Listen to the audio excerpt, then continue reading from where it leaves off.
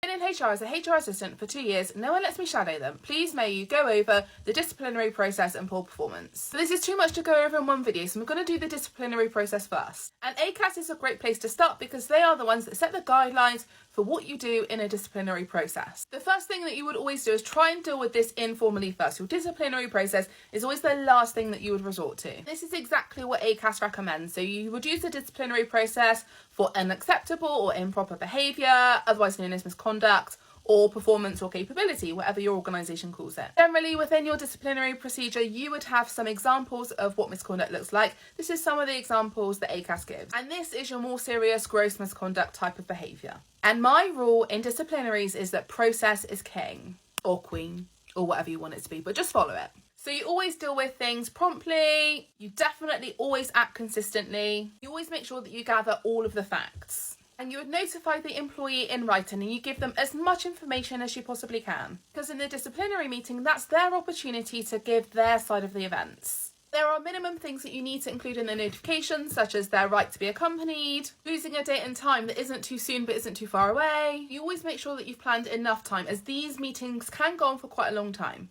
And often in disciplinaries, you can end up adjourning meetings to have a break, or you can end up adjourning meetings and coming back in a week or two's time when you need to do more investigation, depending on what the person has said. You've obviously got a range of options as to what can happen. You can not do anything. You can say, okay, fine, like these are the things that we have found. There's nothing more to be done.